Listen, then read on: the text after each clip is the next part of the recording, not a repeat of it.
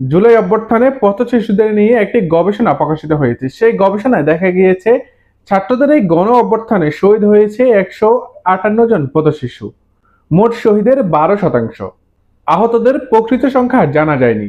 চোখে আঘাতকৃত 506 জনের মধ্যে 60 জন পথশিশু, যার মধ্যে উভয় চোখ হারানো 9 জনই পথশিশু। আন্দোলনের সময় কারণ বাজারে 34 পথশিশুকে আটকে রাখা হয়। তাদের শরীরে নির্যাতনের চিহ্নও দেখা গিয়েছে। অভ্যুত্থানের সময় 62% পথশিশুর আশ্রয়স্থল হয়েছিল ইউনিসেফের সীমান্ত এলাকা অধিবাসীহীন শিশুদের সংস্থা। পুলিশি অভিযানের পরেও অনেক আশ্রয়স্থল পরিত্যক্ত অবস্থান দেখা গেছে। আন্দোলন চলাকালীন পথশিশুরা চরম সহিংসতা ও বিশৃঙ্খলার মুখোমুখি সৃষ্টি হয়।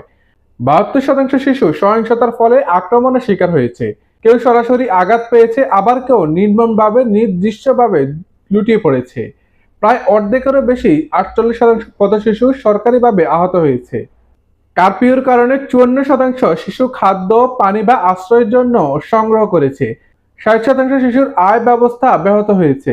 এইসব কষ্টের মধ্যেও কেউ বন্ধু, পরিচিত বা ব্যক্তিপূর্ণ কমিউনিটির সহায়তায় কিছুটা চলেছে।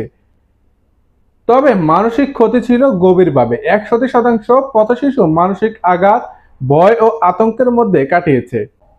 এই পথশিশুরা 5ই আগস্টের পর 33% বৃত্তিপ্রাপ্ত ও 23% আবর্জনা বা বোতল কুড়িয়ে জীবন চালায় এবং আটকে রয়েছে রেল স্টেশন কিংবা রাস্তার আশেপাশে ঘুমন্ত এলাকায়।